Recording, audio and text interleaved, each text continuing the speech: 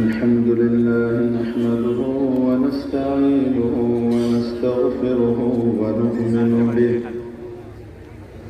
ونؤمن به ونتوكل عليه ونعوذ بالله من شرور أنفسنا ومن سيئات أعمالنا من يهده الله فلا مضل له ومن يضلل فلا هادي له ونشهد أن لا إله إلا الله وحده لا شريك له ونشهد أن سيدنا وسندنا وحبيبنا وحبيب ربنا وطبيبنا وطبيب قلوبنا ومولانا محمدا عبده ورسوله أما بعد فأعوذ بالله من الشيطان الرجيم بسم الله الرحمن الرحيم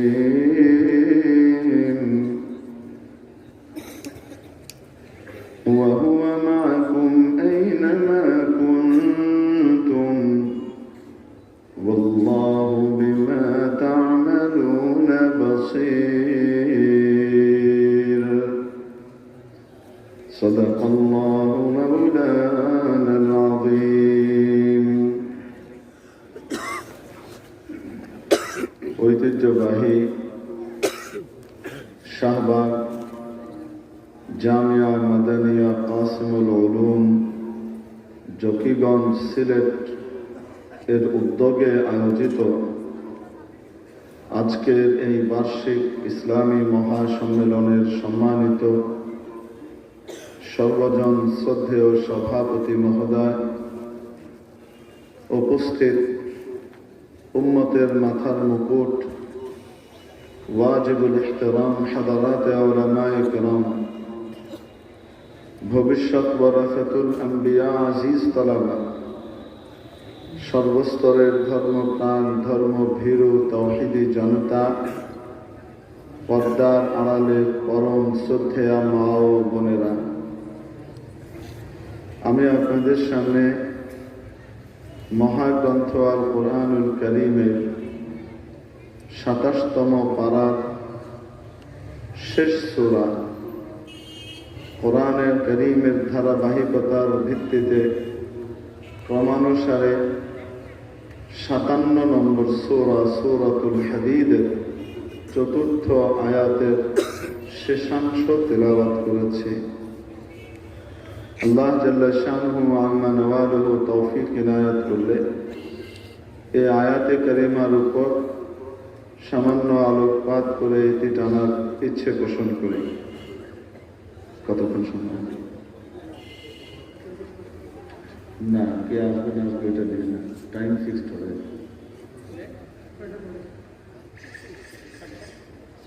ঠিক আছে, ঠিক আছে।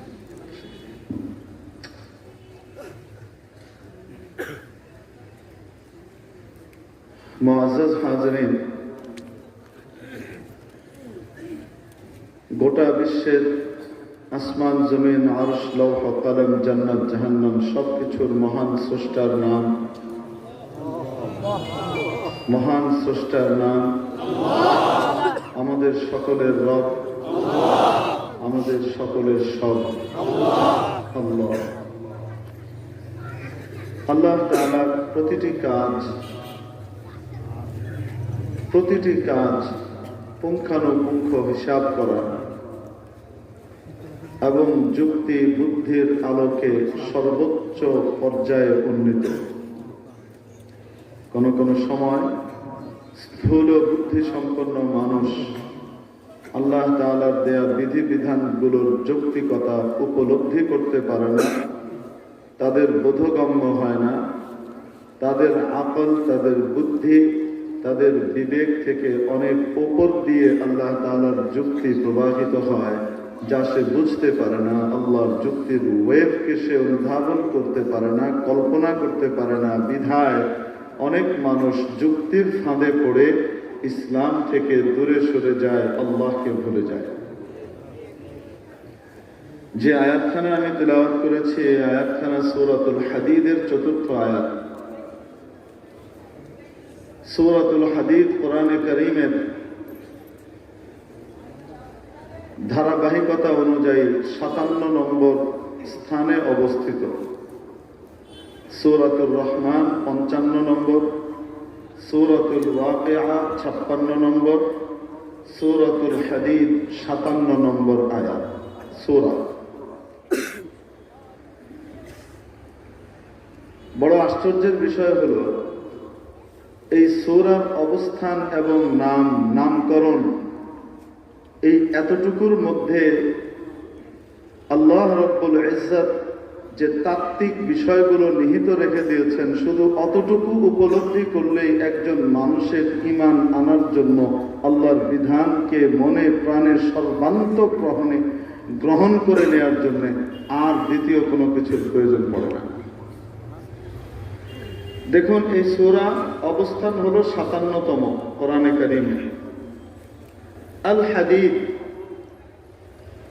এই আল হাদীদের অক্ষরগুলোর যদি মান বিশ্লেষণ করা হয়, তাহলে আলিফের মান ১, লামের মান ৩০, কত হলো?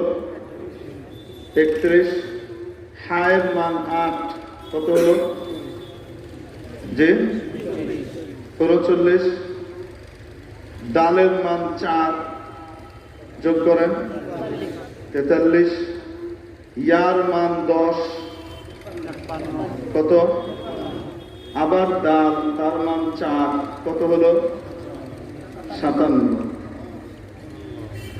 অবস্থানগতভাবেও এর স্থান ৫৭, এবং যে নাম আল্লাহ তাআলা রেখেছেন সেই নামেরও মান হলো ৫৭।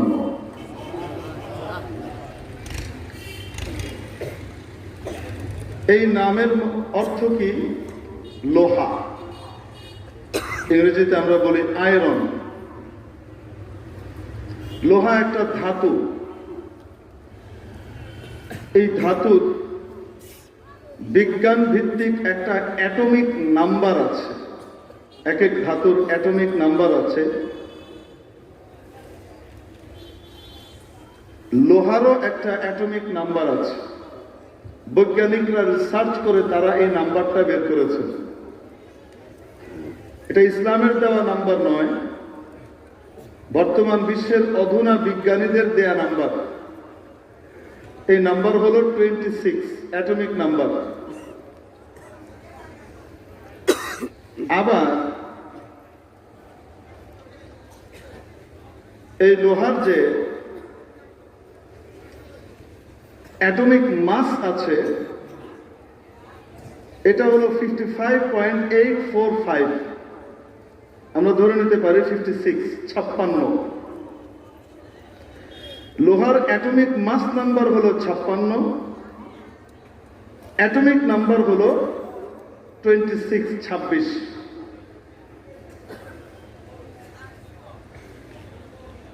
লোহাকে আমরা বাংলায় বলি লোহা, ইংরেজিতে বলি আয়রন, আরবিতে বলা হয় হাদিদ।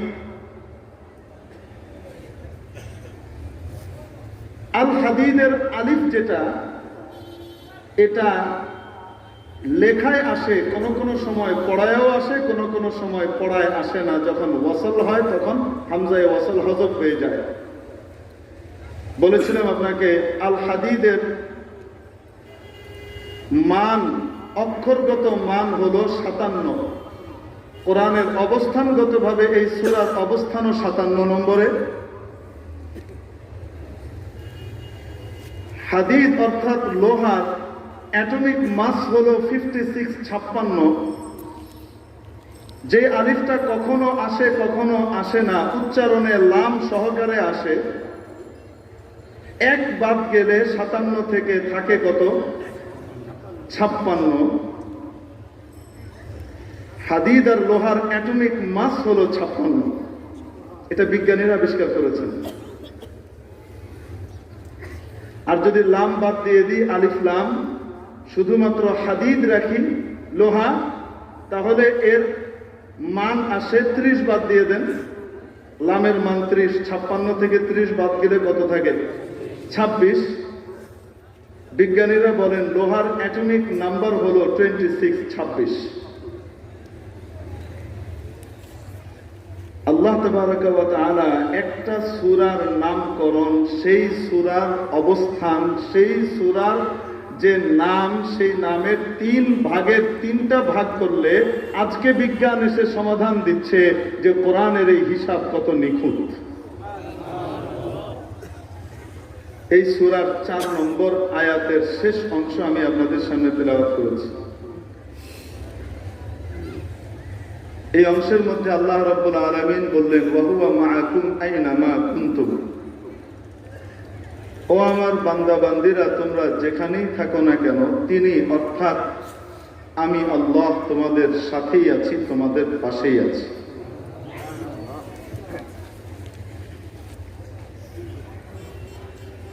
এই আয়াতের মাধ্যমে আল্লাহ জাল্লা শানুহু আমাদেরকে জানিয়ে দিলেন, বান্দারা,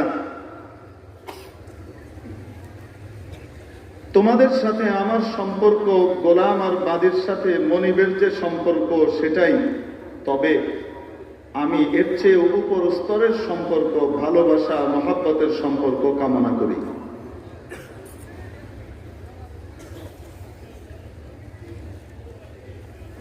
আল্লাহ রাব্বুল আলামিন আমার আপনার সাথে ভালোবাসা এবং মহব্বতের সম্পর্ক কামনা করেন বিধায় জানিয়ে দিলেন, বান্দা, তোমরা যেখানেই থাকো না কেন, আমি আল্লাহ তোমাদের পাশে আছি, সাথে আছি।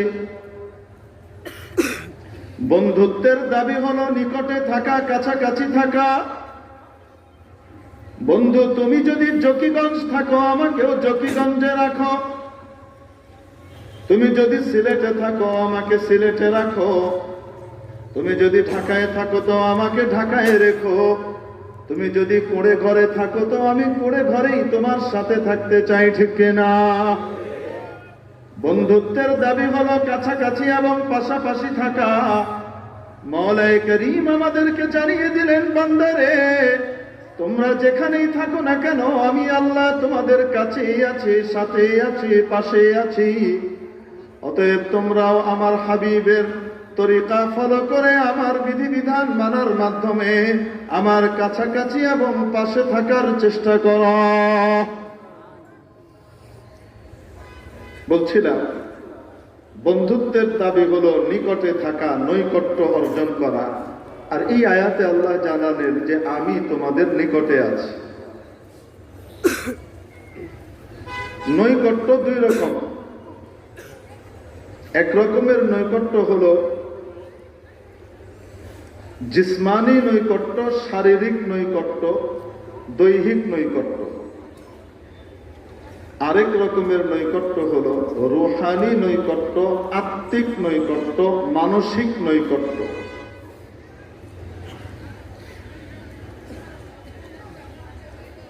জিসমানি এবং শারীরিক নৈকট্যের তুলনায় রূহানি এবং মানসিক নৈকট্যের গুরুত্ব কোটি কোটি গুণ বেশি।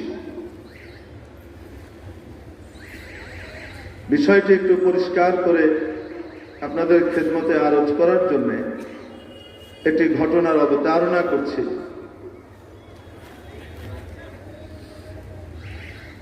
ফকিহুল উম্মাহ মুফতি আজম হযরত মাওলানা মুফতি মুহাম্মদ শফি রহমতুল্লাহ আলাইহি একবার হিজাজে মুকদ্দাসে গেলেন, হজ শেষ করলেন, তারপর মদিনা মুনাওয়ারায় তাশরিফ নিয়ে গেলেন। মসজিদে নববীতে গিয়ে দোজাহানের সরদারের সামনে দাঁড়িয়ে একটু সালাত ও সালাম পেশ করবেন, দরুদ পেশ করবেন, এই উদ্দেশ্যে ওখানে গিয়ে দাঁড়ালেন। নবীজি মুহাম্মদুর রাসূলুল্লাহ সাল্লাল্লাহু আলাইহি ওয়াসাল্লামের চেহারা মোবারক জীবদ্দশায় আমাদের দেখার কপালে জুটে নেই। নূর সাল্লাল্লাহু আলাইহি ওয়াসাল্লামের নুরানি বদনখানি, চেহারাখানি দেখার মানসিকতা, আশা আকাঙ্ক্ষা কার না থাকে? সেটা যেহেতু সম্ভব হয়নি, তারপরেও যেহেতু সান্ত্বনার বাণী নবীজি আমাদেরকে শুনিয়েছেন, আল আম্বিয়া ওয়াহইয়াউন ফি কুবুরিহিম সহিয়াদিস, নবীরা তাদের কবরের মধ্যে জীবিত থাকেন, জীবিত থাকেন, জীবিত থাকেন। বুঝে আসুক চাই না আসুক, যুক্তিতে ধরুক আর না ধরুক, আল্লাহর নবী যা বলেছেন সেটাই সত্য, সেটাই মানে, ঠিক কি ঠিক না? নবীদের মর্যাদা, জান্নাতীদের মর্যাদার যে ক্যাটাগরি আছে, সেই ক্যাটাগরির ভিতরে সর্বোচ্চ পর্যায়ের চতুর্থ 4 স্তরের মধ্যে ভিআইপি স্তরের হলেন নেককার মুমিন মুসলমানরা, পরহেজগাররা। তাদের চেয়ে উপরের স্তরের হলেন শহীদেরা, তার চেয়ে উপরের স্তরের হলেন সিদ্দিকরা, ওয়ালিরা, তার উপরের স্তরে হলেন নবী রাসূল। রব্বুল আলামিন ধারাবাহিকভাবে এনাদের এই আলোচনা করে দিয়েছেন, উলাইকাল্লাযীনা আন'আমা আল্লাহু আলাইহিম মিনান নাবিয়্যিনা ওয়াস-সিদ্দীকিন ওয়াশ-শুহাদা'i ওয়াস-সালিহিন। যাদের উপরে মাওলার করুণা বর্ষিত হয়েছে, যাদের উপরে আল্লাহ বিশেষ দয়া করেছেন, যারা আল্লাহর নাজ নেয়ামত প্রাপ্ত ব্যক্তি হবেন, জান্নাতের বিশেষ বাসিন্দা হবেন, তাদের মধ্যে 1 নম্বর ক্যাটাগরিতে নবীরা, 2nd ক্যাটাগরিতে সিদ্দিকরা, বড় বড় ওয়ালিরা, 3rd ক্যাটাগরিতে শহীদেরা, তার নিচের ক্যাটাগরিতে সালেহিন, নেককার, পরহেজগাররা। তাহলে নবীদের মর্যাদা শহীদদের চেয়ে কি নিচে না উপরে? শহীদদের জন্য রব্বুল আলামিন যে মর্যাদার ঘোষণা দিয়েছেন, ওয়ালা তাকুলু লিমান ইউকতালু ফি সাবিলিল্লাহি আমওয়াত, আল্লাহর পথে যারা জীবন দিয়েছেন, শহীদ হয়েছেন, নিহত হয়েছেন, তাদেরকে তোমরা মৃত বলো না, বাল আহইয়া, বরং তারা জীবিত। তারা এখানে তো বলা হয়েছে বলো না মৃত, অন্য আয়াতে বলা হচ্ছে মৃত হিসেবে তাদেরকে কল্পনাও করবে না, কল্পনার জায়গাতেও স্থান দেবে না। ওয়ালা তাহসাবান্নাল্লাযীনা কুতিলু ফী সাবিলিল্লাহি আমওয়াতা বাল আহইয়া, বরং তারা জীবিত। জীবিত মানুষ যেমন সকাল বিকাল খাওয়া দাওয়া করে, হাদিস শরীফের মধ্যে আসে শহীদদেরকেও রব্বুল আলামিন প্রত্যেক দিন এভাবে খাবার দাবারের ব্যবস্থা করেন, রিজিক দান করেন। বাল আহইয়াউন ইনদা রাব্বিহিম ইউরযাকুন, বরং তারা জীবিত, তাদের রবের কাছে তারা রিজিক প্রাপ্ত হন। সুবহানাল্লাহ, পরশুদিন মেরে মুআজ্জাজ হাজিরিন, তাহলে শহীদরা জীবিত কিনা? তবে তারা কবরের মধ্যে জীবিত কিনা এই ব্যাপারে নস নাই, হাদিসও নাই, কোরআনের আয়াতও নাই। তারা জীবিত কোথায় জানা নাই। শহীদদের চেয়ে নবীদের মর্যাদা নিচে না উপরে? এজন্য নবীদের মর্যাদা আরো আপগ্রেড। তারা শুধু জীবিত না, তাদের কবরের মধ্যে জীবিত থাকে। আল্লাহর হাবিব সাল্লাল্লাহু আলাইহি ওয়াসাল্লাম ইরশাদ করেছেন, আল আম্বিয়া ওয়াহইয়াউন ফি কুবুরিহিম, নবীগণ তাদের কবরের মধ্যে জীবিত থাকেন। আমাদের দেশে কিছু মানুষ আছেন যারা বড় সরল সোজা, মনটা বড় নরম, অথেন্টিক জিনিস মানতে চান।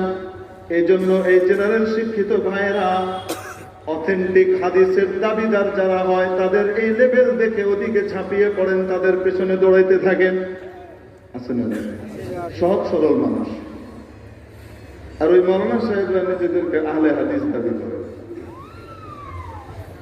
এনারা কথায় কথায় সহি হাদিস, আহলে হাদিস বলতে থাকলেও যুক্তিতে যদি ইনাদের না কুলায়, তাহলে নবীজির সুস্পষ্ট হাদিস মানতে চায় না, এদিক ওদিক দেখাইতে দাঁড়াইতে থাকে।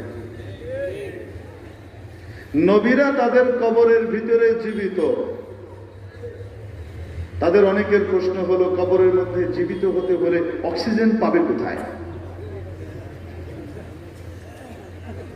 অক্সিজেন ছাড়া মানুষ বাঁচবে কিভাবে? ওখানে কি নাক দিয়ে অক্সিজেন নিতে পারেন ওনারা? ওখানে কি মুখ দিয়ে ওনারা অক্সিজেন নিতে পারেন? আমরা জানি না পারেন কি পারেন না, কে জানে। তো যুক্তিতে যেহেতু ধরে না, তাই নবীরা কবরে জীবিত এটা মানতে রাজি হয় না, অথচ নাম আহলে হাদিস।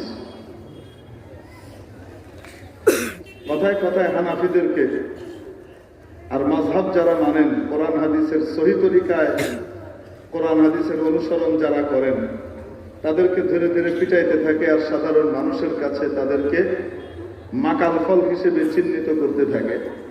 অথচ তাদের নিজেদের অবস্থা হলো এই, যত উঁচু পর্যায়ের সহি হাদিসই হোক না কেন, যদি তার যুক্তিতে না ধরে, অনেক সময় মানতে চায় না। তার ভিতরে একটা দলিল এই হাদিস আলা দরজার সহি হওয়ার পরেও এরা মানতে রাজি হয় না। কয় নবীকে কবরে জীবিত মনে করলে শিরিক হয়ে যাবে। শিরিক আল্লাহর নবী বুঝছে না, হ্যাঁ বুঝছে। আল্লাহ হেদায়েত নসিব করে। মানতে চায় না, কয় অক্সিজেন পাইব কি? আচ্ছা ঠিক আছে, বলেন তো দেখি, এক এক জগতের এক এক হিসাব, ঠিক কি ঠিক না? আমরা এই জগতে আছি, বিশ্ব জগতে। এখানে মানুষ বাঁচতে হলে তার জিন্দেগি অক্সিজেনটা নাক দিয়ে, মুখ দিয়ে, গলা দিয়ে কোনোভাবে যায়, ঠিক কি ঠিক না? কিন্তু এই মানুষটাই যখন আরেকটা জগতে থাকে, উদর জগতে, মায়ের পেটের জগতে, তখন মায়ের পেটের জগতে থাকা অবস্থায় তার অক্সিজেন কি তার নাক দিয়ে, মুখ দিয়ে, গলা দিয়ে যায়? বলেন না কেন? সে তখন অক্সিজেন নেয়। কিন্তু তারপরও বাচ্চা মায়ের পেটের ভিতরে কি মুর্দা থাকে না জীবিত থাকে? নড়াচড়া করে। ডাক্তার জিজ্ঞেস করে, নড়াচড়া করে তো, মুভমেন্ট করে তো, দিনে কয়বার করে? করে কি করে না? তাহলে বাচ্চা পেটের ভিতরে নড়াচড়া করে, জীবিত থাকে, অথচ সে নাক দিয়ে, মুখ দিয়ে অক্সিজেন নেয় না, তারপরেও কি সে মুর্দা না জীবিত? তাহলে দুই জগতের দুই হিসাব হয়ে গেল অক্সিজেনের, ঠিক কি ঠিক না? তো নাক দিয়ে, মুখ দিয়ে, গলা দিয়ে অক্সিজেন না নেওয়া ছাড়াও একটা বাচ্চা মায়ের উদর জগতে যদি জীবিত থাকতে পারে, তাহলে এই দুনিয়া থেকে যাওয়ার পরে কবর জগতের ভিতরে আল্লাহ তাআলা তার নবীদেরকে বিশেষ কুদরত দিয়ে বিনা অক্সিজেনে জীবিত রাখতে পারেন কিনা? আমাদের বিশ্বাসও তাই, ঠিক কি ঠিক না? তাহলে নবীরা তার কবরের ভিতরে, তাদের কবরের ভিতরে কি থাকেন? আরে কোন কোন সময় আল্লাহ তাআলা শহীদদেরকেও তাদের কবরের ভিতরে রূহ পাঠিয়ে দেন। কোন কোন সময় আল্লাহ তাআলা তাদের ভিতরেও জীবন সঞ্চার করেন। সব শহীদকে করেন, দালিলিক ভাবে বলা যাবে না, কারণ কাশফ, ইলহাম দলিল নয়, কিন্তু মুআইয়্যিদ হয়, মুসবিত হয় না, মুআইয়্যিদ হয়। হযরত হাফেজ জামিন শহীদ রহমতুল্লাহ আলাইহি ইংরেজের বিরুদ্ধে লড়াই করে শামিলির যুদ্ধে শহীদ হয়েছিলেন। আপনারা জানেন কি জানেন না? বলেন না কেন? আরো আসতে বলেন। তাহলে এদেশের স্বাধীনতা সংগ্রামের সাথে আষ্টে পৃষ্ঠ জড়িত আছে আলেম সমাজের রক্ত। বাংলাদেশ স্বাধীন হতো না যদি ইংরেজকে এদেশ থেকে বিদায় না করা যেত, ঠিক কি ঠিক না? ইংরেজকে বিদায় করার জন্য সর্বপ্রথম এদেশের স্বাধীনতা সংগ্রামের সূচনা হয়েছে একজন বরেণ্য আলেম হযরত শাহ আব্দুল আজিজ মুহাদ্দিস দেহলভী রহমতুল্লাহ আলাইহির ফতোয়ার মাধ্যমে। উনি ঘোষণা করেছিলেন, আজ থেকে ভারতবর্ষ দারুল হার্ব হয়ে গেছে, অতএব ইংরেজদের বিরুদ্ধে যুদ্ধে ঝাঁপিয়ে পড়া ধর্মীয়ভাবে ফরজে আইন হয়ে গেছে। প্রতিটা মুসলমানের জন্য এদের বিরুদ্ধে লড়াই করা ফরজ। এই ঘোষণাকে কেন্দ্র করে ইংরেজের বিরুদ্ধে লড়াই শুরু হয়েছে। তার পূর্ণতা 1947 এসে পৌঁছেছে, ঠিক ঠিক না?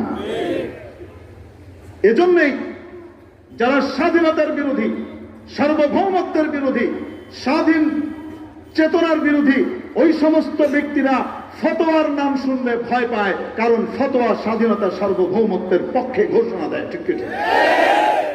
অতএব যদি কাউকে দেখেন ফতোয়ার বিরুদ্ধে অবস্থান নিচ্ছে, মাসআলার বিরুদ্ধে অবস্থান নিচ্ছে, আর বলছে ফতোয়া দিতে পারবেন না, মাসালা দিতে পারবেন না, অমুককে নিয়ে তমুককে নিয়ে কোনো মাসালা দিতে পারবেন না, ফতোয়া দিতে পারবেন না, যদি দেন তো হাত ভেঙে ভিতরে ঢুকিয়ে দেব। বুঝতে হবে এরা হলো পরজীবী দালাল, এরা কোনো সময় স্বাধীনতার পক্ষের শক্তি হতে পারে না, এরা স্বাধীনতা সার্বভৌমত্বের বিরুদ্ধ শক্তি। ঠিক কি ঠিক? যারা স্বাধীনতার বিরুদ্ধে শক্তি তারাই ফতোয়াকে ভয় পায়, কারণ ফতোয়া স্বাধীনতার চেতনা শিখায়। তারই হাত ধরে লড়াই শুরু হলো। শহীদে বালাকোট হযরত সৈয়দ আহমদ শহীদ রহমতুল্লাহ আলাইহি, হযরত শাহ ইসমাইল শহীদ রহমতুল্লাহ আলাইহি তাদের বিরুদ্ধে লড়াই করে শহীদ হয়ে গেলেন। ঠিক কি ঠিক না?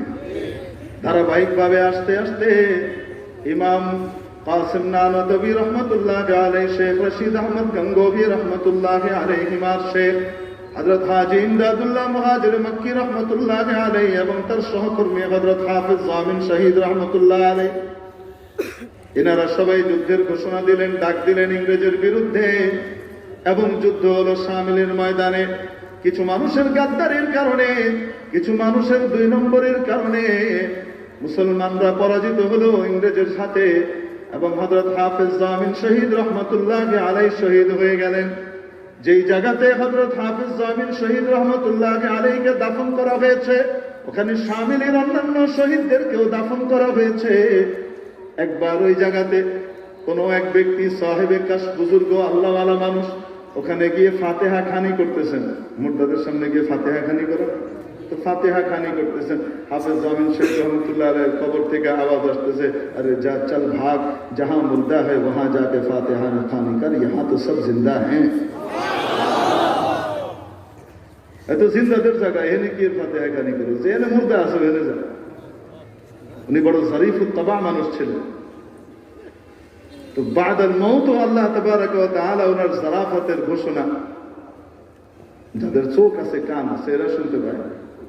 কারামাতুল আউলিয়া হাক্কুন, কারামত কেউ বিশ্বাস যদি না করে তাহলে তার ঈমান যাবে না।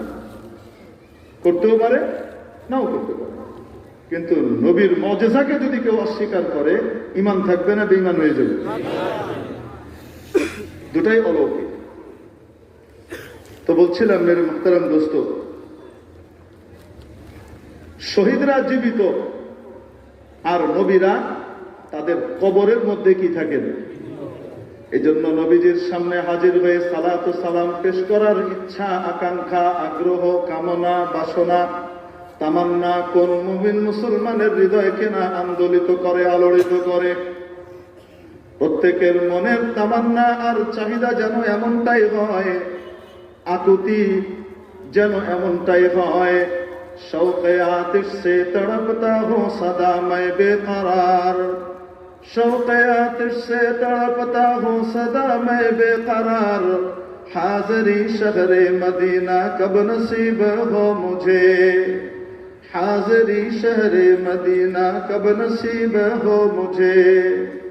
रोज़ाए अतहर दिखा दे गुंबदे खदरा मुझे, रोज़ाए अतहर दिखा दे गुंबदे खदरा मुझे, दरमियाने कब्र मिंबर गिड़गिड़ाने दे मुझे, दरमियाने कब्र मिंबर गिड़गिड़ाने दे मुझे। रोज़ाए अक़दस दिखा कर इश्क़ में दीवानवार, रोज़ाए अक़दस दिखा कर इश्क़ में दीवानवार, मिस्ल अबू बकर उमर उस्मान अली या रब मुझे। হযরত মুফতি মুহাম্মদ শফি রহমাতুল্লাহ আলাইহি নবীজির রওজার সামনে দাঁড়িয়ে সালাত ও সালাম পেশ করার জন্য উপস্থিত হয়েছেন। কাছে যাওয়ার হিম্মত হয় না, দূরে দাঁড়িয়ে জড়সড় হয়ে সিটিয়ে থেকে সালাত ও সালাম পেশ করছে। আমরা তো পারলে রওজা শরীফের গ্রিল ভেঙে ভিতরে ঢুকে যাই। উনি কাছে যাওয়ার ওনার হিম্মত হচ্ছে না, সাহসে কুলাচ্ছে না, দূরে দাঁড়িয়ে আছেন, দূরে দাঁড়িয়ে সালাত ও সালাম পেশ করছেন। কেন? স্থানের নাজুকতা, স্পর্শকাতরতা, এই জায়গার গুরুত্ব আল্লাহু আকবার কত বেশি আল্লাহ ওয়ালারা উপলব্ধি করতে পারেন, বুঝতে পারেন, আমি আপনি বুঝতে পারেন। এটা এমন এক জায়গা, যে জায়গাতে বায়েজিদ বুস্তামি, অলিকুল শিরোমণি জুনায়েদ বাগদাদি রহমতুল্লাহ আলাইহিমার মতো বিখ্যাত বড় বড় জাদরেল বুজুর্গরা যখন এখানে তাশরীফ আনতেন, নিঃশ্বাস বন্ধ করে চুপ করে দাঁড়িয়ে সালাতু সালাম পেশ করতেন, একটুও নড়াচড়া করতেন না। নফস গুম কর দমি আয়াদ জুনায়েদ বায়েজিদি যা, এটা তো সেই জায়গা। খাতামুল ফুকাহা ওয়াল মুহাদ্দিসিন ইমামুল আসর আল্লামা আনওয়ার শাহ কাশ্মীরি রহমাতুল্লাহি আলাইহি, তার ভাষায় নবীজির রওজা শরীফের মর্যাদা, গুরুত্ব, নাজুকতা, স্পর্শকাতরতা এইভাবে বর্ণনা করেন। পাকিজা তারাজ আরশ বারি জান্নাত আফলাক, পাকিজা তারাজ আরশ বারি জান্নাত আফলাক, आराम गहे पाक रसूल अरबी है, आराम गहे पाक रसूल अरबी है, पाकीज़ा तर्ज़ अर्श बरी जन्नत अफलाक, आराम गहे पाक रसूल अरबी है, ऐ ज़ायर बैत नबवी याद रहे ये, ऐ ज़ायर बैत नबवी याद रहे ये, बेकायदा या जुम्बिश लब बेअदबी है, आहिस्ता कदम पस्त निगाह पस्त सदा हो, आहिस्ता कदम पस्त निगाह पस्त सदा हो, खाबीदा यहाँ रूह रसूल अरबी है। ओ नबीर बाड़ी नबीर घर ज़ियारत करी, ও নবীর ঘরের দর্শনার্থী, কান খুলে শুনে নাও, কোথায় তুমি এসেছো তুমি তা জানো না।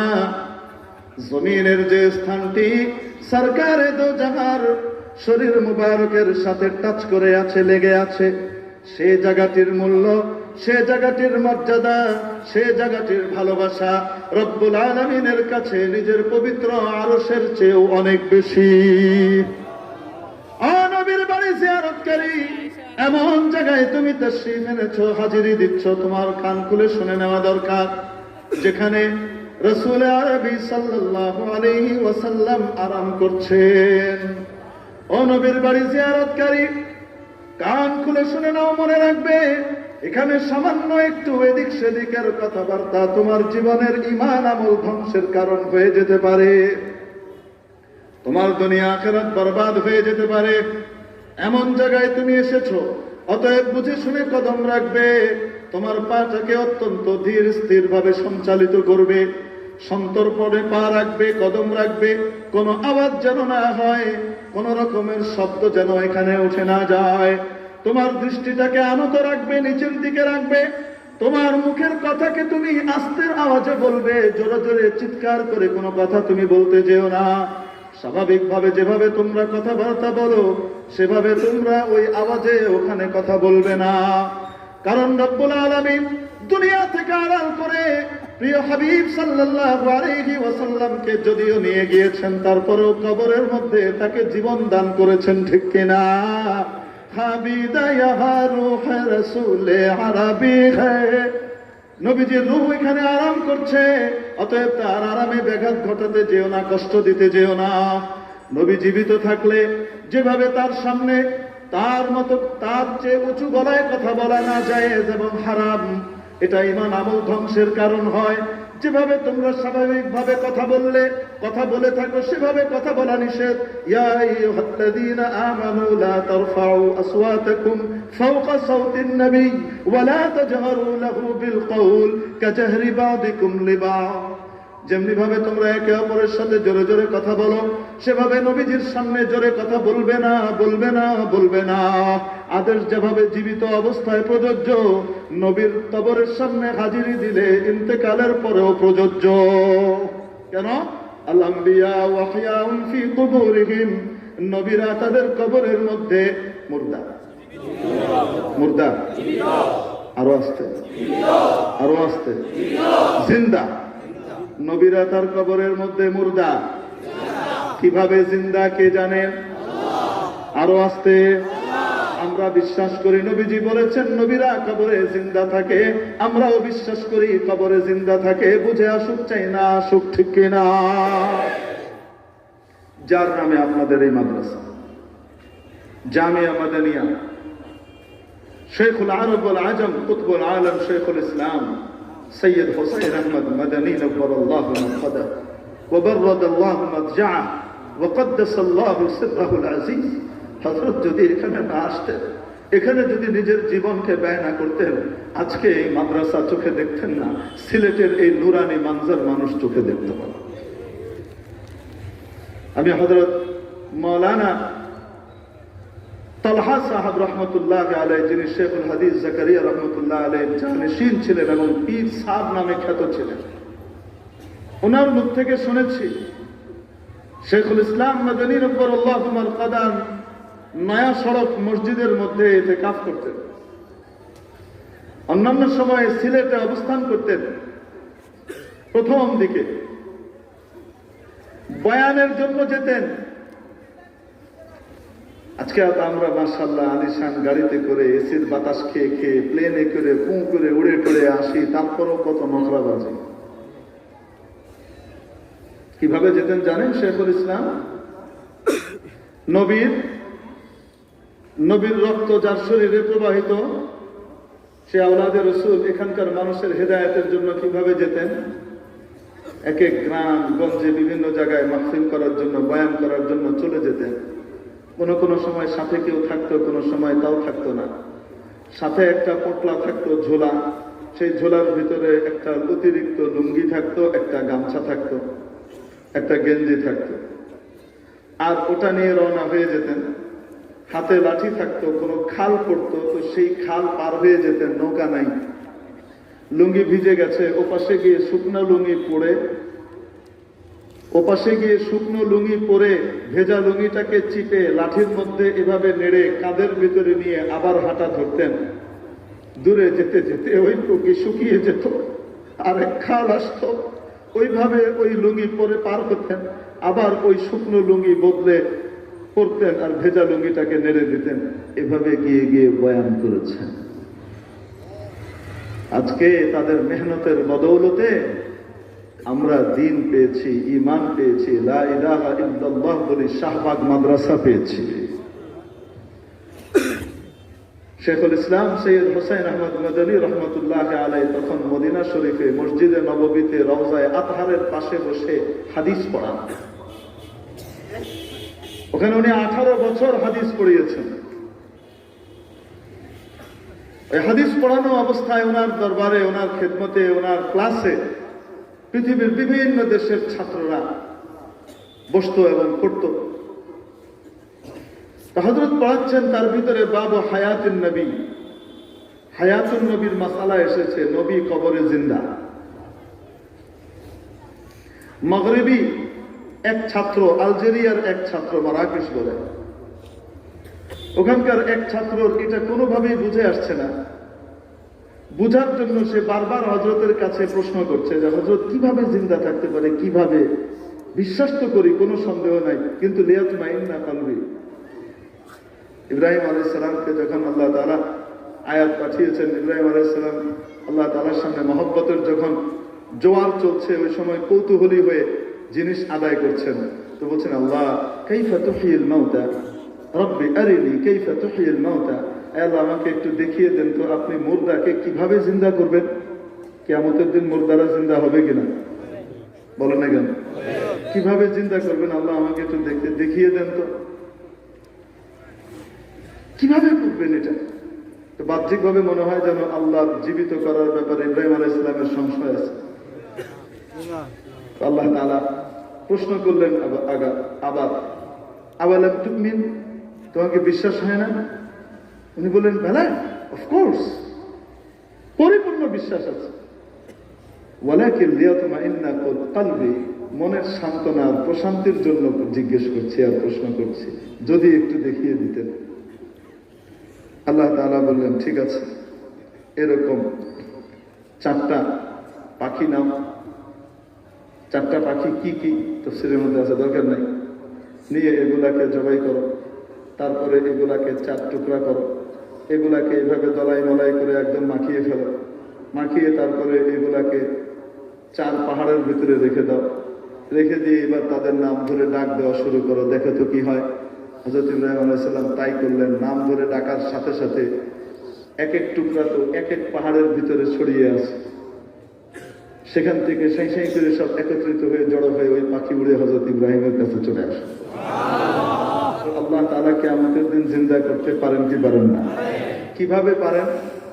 এই ব্যাপারে হযরত ইব্রাহিমের ইয়াকিনের কোনো দুর্বলতা ছিল না, ইতমিনানের জন্য। এত বড় শেখ পেয়েছে, যে শেখ শুধুমাত্র শেখুল হাদিস নয়, ওয়ালায়াতের দিক থেকে এত উঁচু পর্যায়ের, ওই যুগে এত উঁচু পর্যায়ের একজন শেখ পাওয়া বড় কঠিন। এবং তার সাথে সাথে যার ধমনের ভিতরে হুসাইন ইবনে আলী, হযরত ফাতেমা, নবী করিম আলাইহিস সালাতু ওয়াস সালামের রক্তের শোণিত ধারা প্রবাহিত হচ্ছে, এত বড় ব্যক্তির কাছ থেকে যদি একটু কিছু বুঝে নেওয়ার সুযোগ না পাওয়া যায়, আর কার কাছ থেকে বুঝবে? এই জন্য বারবার সে বিভিন্ন আঙ্গিকে ইশকাল করছে আর সওয়াল করছে, হযরত কিভাবে সম্ভব? একটু যদি বুঝতে পারতাম, আরে আমি কিভাবে বুঝাবো? হযরত কিভাবে সম্ভব কবরের ভিতরে জীবিত হওয়া? এক পর্যায়ে হযরত শেখুল ইসলাম রাহমাতুল্লাহ আলাইহি বিরক্ত হয়ে অন্যান্য ছাত্রদেরকে বললেন, এই নিচের দিকে তাকাও। সবাই নিচের দিকে তাকালো, আর ওই ছাত্রকে বললেন, এদিকে দেখো। রওজা শরীফের দিকে তাকাতে বলেছেন তাকে। সেই ছেলে রওজা শরীফের দিকে তাকিয়ে আল্লাহু আকবার বলে চিৎকার দিয়েছে। অন্যান্য সাথীরা সব মাথা উঠিয়েছে, ওর মতো ওদিকে তাকিয়েছে, কিছু দেখে না। আর সেই ছেলে কাঁপছে, থরথর করে কাঁপছে। জিজ্ঞেস করলেন, সবাই কি ব্যাপার, কি দেখেছো, কেন তোমার এই অবস্থা কেন? সে বলে, শেখ যখন আমাকে বললেন ওদিকে তাকাও, তাকাতে বলার সাথে সাথে আমি তাকিয়ে দেখি কিসের কামরা, কিসের রুম, কিসের সবুজ জালি, কিসের গম্বুজ, কিছুই নাই। ওখানে সরকারে দো জাহান সাল্লাল্লাহু আলাইহি ওয়াসাল্লাম বসে মুচকি মুচকি হাসছেন আমার দিকে তাকিয়ে। তাহলে নবীরা কি কবরের ভিতরে মুর্দা না জিন্দা? আল্লাহর হাবিব সাল্লাল্লাহু আলাইহি ওয়াসাল্লামের দরবারে হযরত মুফতি মুহাম্মদ শফি রাহমাতুল্লাহ আলাইহি হাজির হয়েছেন, ভীত সন্ত্রস্ত হয়ে সিটিয়ে আছেন, না জানি কোন বেয়াদবি হয়ে যায়।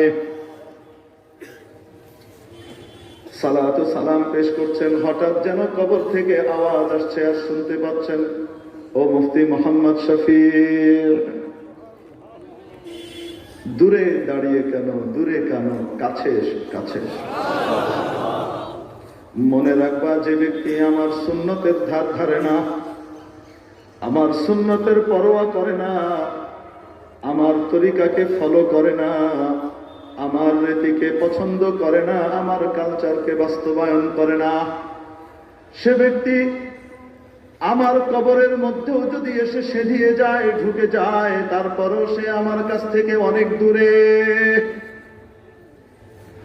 আর যে ব্যক্তি আমার সুন্নত অনুযায়ী তার নিজের জীবনকে সাজায়, মাথা থেকে পা পর্যন্ত ভেতরে বাইরে আমার তরিকাকে বাস্তবায়ন করে, তার ব্যক্তি, পরিবার, সমাজ, রাষ্ট্র, আন্তর্জাতিক ক্ষেত্র সর্বত্র আমার তরিকাকে বাস্তবায়নের জন্য জীবন উৎসর্গ করে, মেহনত করে, এই ব্যক্তি যদি পৃথিবীর অপর প্রান্তেও থাকে, আমার কাছে যদি হাজিরি দিতে নাও পারে, মনে রাখবে সেই ব্যক্তি আমার অতি নিকটে অবস্থান করে।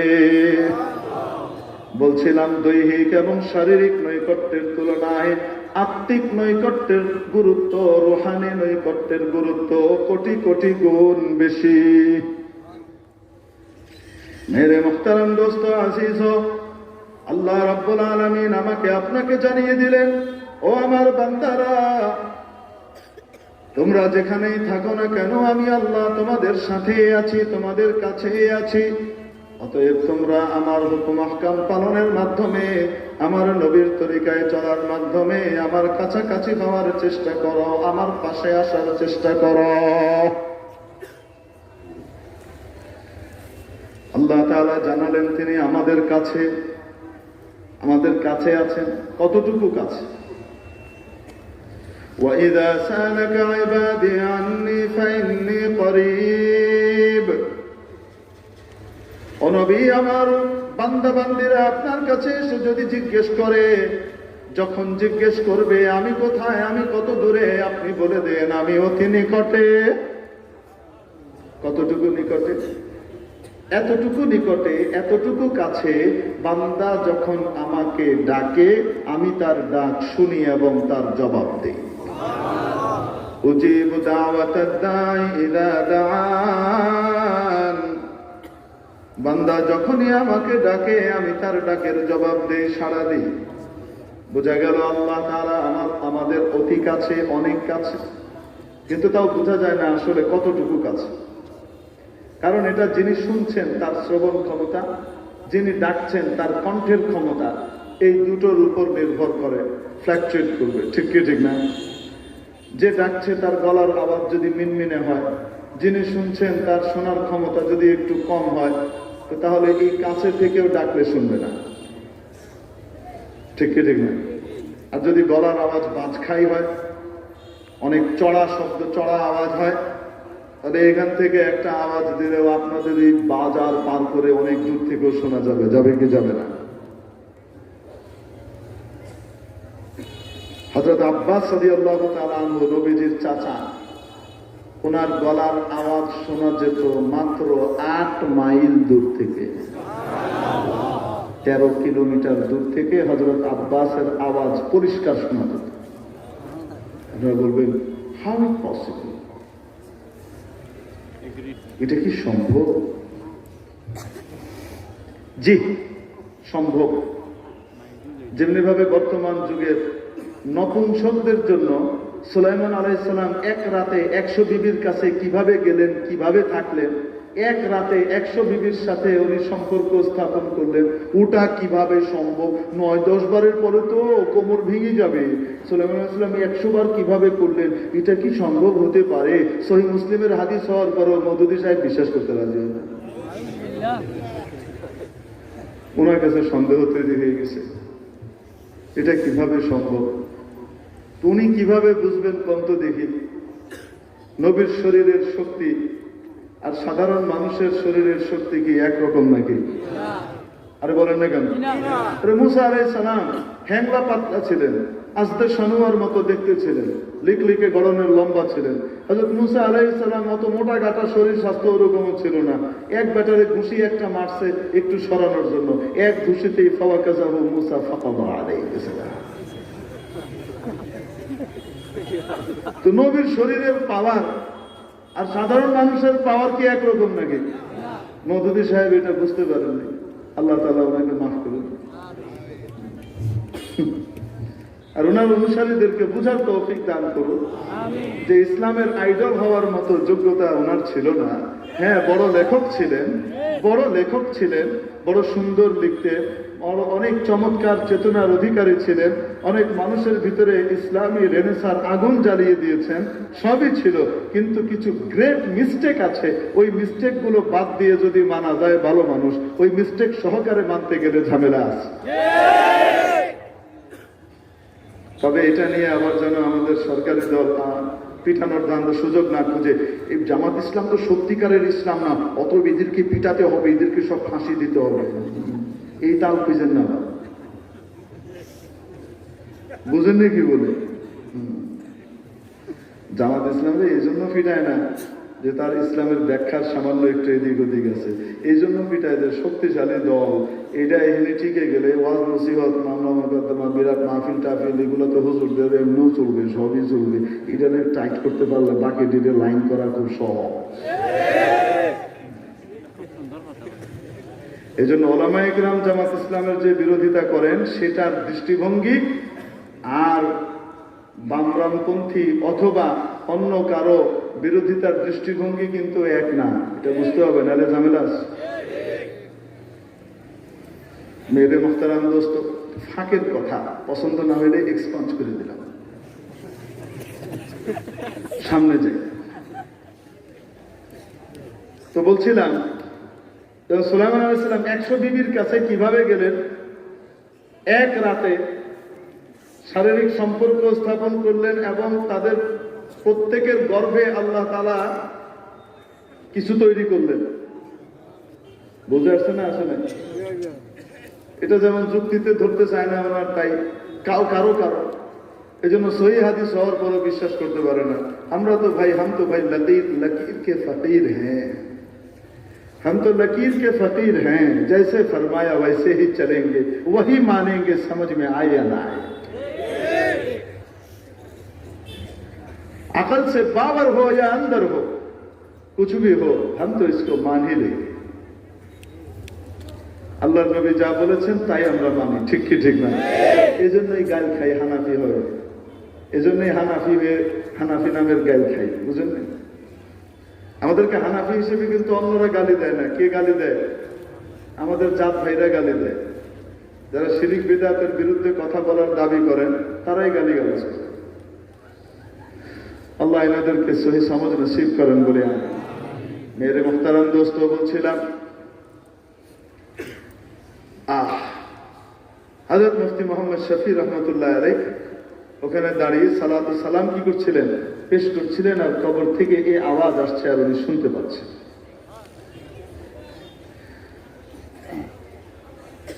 তো এখান থেকে সামনে গিয়ে বলেছিলাম যে আল্লাহ তাআলা আমাদের কতটুকু কাছে,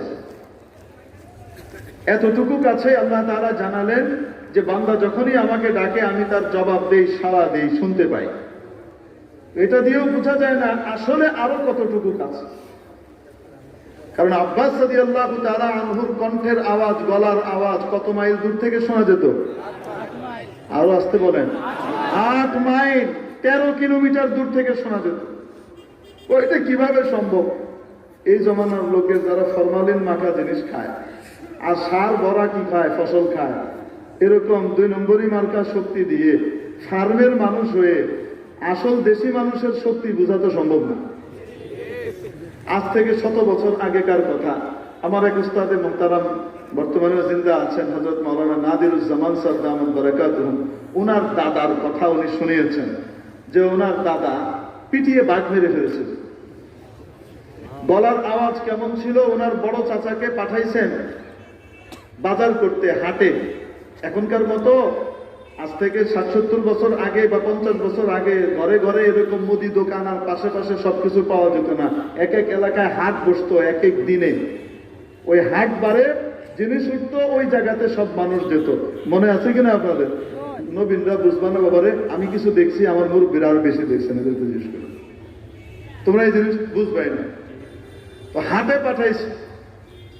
ওনার দাদি বলতেছে লবণ আনতে, বলতে তো ভুলে গেছি, লবণ ছাড়া সারা সপ্তাহ চলবো কেমনে, খামো কেমনে? ওনার দাদা যান ঘর থেকে বেরিয়ে ডাক দিছে। ওনার বড় চাচার নাম ছিল বোদাই। কি নাম? তো হুজুর এটা কেমন নাম? কেমন নাম আবার? আমাদের দেশে আছে না নাট বল্টু, স্ক্রু, বদনা, গটি, ফালতি নাম রাখতেছে। হুজুর একটা আনকমন নাম দিন, আনকমন নাম দিন। আরে ভাই, আনকমন কমন কোনটা হয়? যেটা বেশি উপকারী হয়, বেশি জনপ্রিয় হয়, ওটাই তো মানুষের কাছে কমন হয়ে যায়, ঠিক কি ঠিক না? আনকমন কোনটা?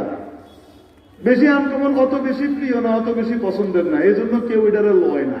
কিন্তু আনকমনের রোগে আমরা মাঝে মাঝে ভুগি। তো আমি একজনকে বলছিলাম খালি আনকমন আনকমন, আমি সাহাবীর নাম দিচ্ছি, তার পছন্দ হয় না। কাব বলছি আনকমন হিসেবে, তার সেটাও পছন্দ হয় না। মুসান্না বলছি, তাও তার পছন্দ হয় না। এটাও বলছি, তার কোনোটাই পছন্দ হয় না। মাসলামা বলছি, তাও পছন্দ হয় না। পরে আমি বললাম যে ঠিক আছে, এক কাজ করেন, এমন একটা আনকমন নাম রাখেন যেটা কেউ রাখেন নাই। জি জি জি হুজুর, আমি বললাম ফেরাউন রাখেন। এই পৃথিবীতে বর্তমানে আর কারো নাম নেই, আমি একদম গ্যারান্টি দিয়ে বলতে পারি। আনকমন নাম ভালো। আরে কিয়ামতের দিন মানুষের নাজাত হওয়ার যখন উসিলা হবে, আল্লাহ তাআলা যখন জোশের মধ্যে আসবেন, রহমতের ক্ষমা করার ইচ্ছা করবেন, ছোট ছোট উসিলা ধরে মাফ করবেন। নামের সাথেও নাম মিলেছে, তার প্রিয় বান্দা বান্দির নামের সাথে নাম মিলেছে, এই উসিলায়ও ক্ষমা করে দিবেন। আয়েশা জান্নাতে যাও, ডাকার সাথে সাথে যত আয়েশা আছে সব ডাকবে। উদ্দেশ্য তো আয়েশা বিনতে আবি বকর, কিন্তু আল্লাহ তাআলার এই প্রিয় বান্দির নামের সাথে মিল হয়ে গেছে। আচ্ছা ঠিক আছে, যাও, নাম যেহেতু মিল হয়েছে, মান তাশাব্বাহা বিকওমিন ফাহুয়া মিনহুম, আমার নবীকে কিন্তু বলছিলাম যাও যাও গে জান্নাত। আরে নামের মিলের কারণে জান্নাতে যাবে, আনকমন নাম তালাশ করে। সাহাবীর নাম দিলে পছন্দ হয় না। তো বলছিলাম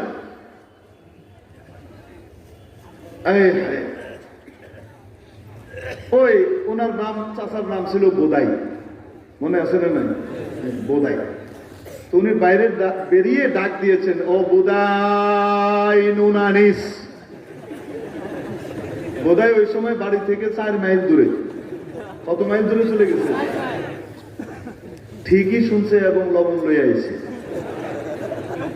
আজ থেকে 100 বছর আগের মানুষের গলায় যদি এত শক্তি থাকে যে এক ডাকে 4 মাইল দূরে শোনা যায়, তাহলে হযরত আব্বাস রাদিয়াল্লাহু তাআলা আনহু নবীর বংশের নবীর চাচা, ওনার গলার ভিতরে 8 মাইল দূর থেকে শোনার যোগ্যতা ওরা ওরকম শক্তি ওনার গলায় থাকবে না?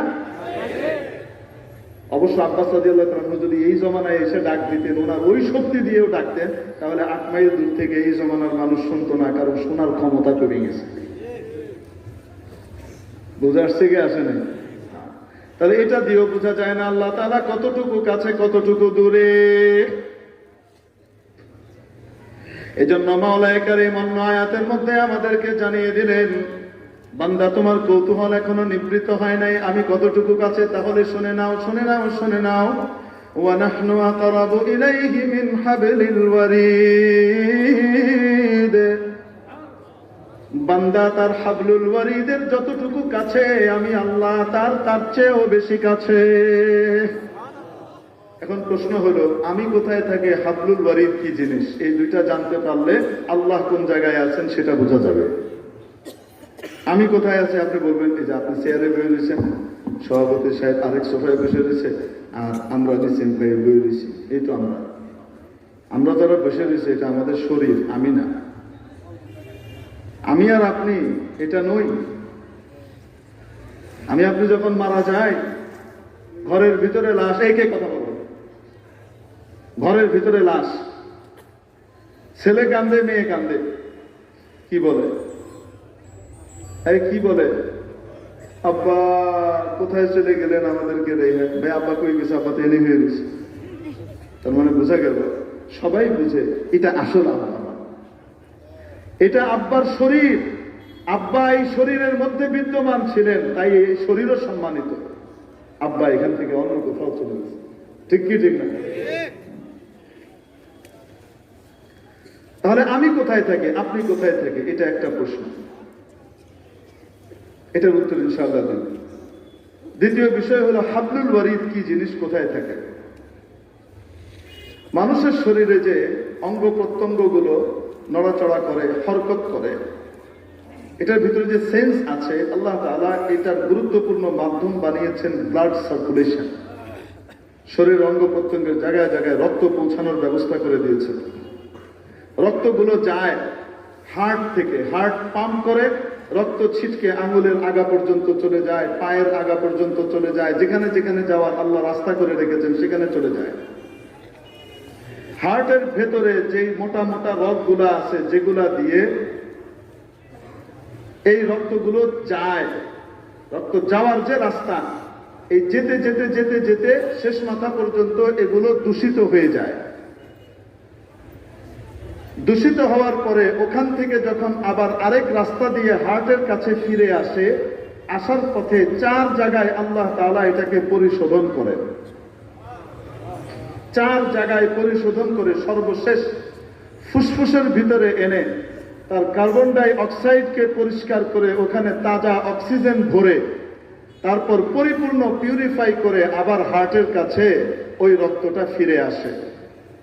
যেই রাস্তাগুলো দিয়ে যায়, মেডিকেল সায়েন্সের ভাষায় এগুলোকে বলে আর্টারি। যেই রাস্তা দিয়ে ফিরে আসে সেই রাস্তাগুলোকে, সেই রগগুলোকে মেডিকেল সায়েন্সের ভাষায় বলে ভেইন।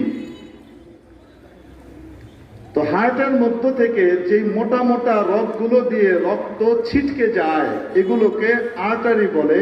এগুলোর নাম হলো হাবলুল ওয়ারিদ। মাজাজান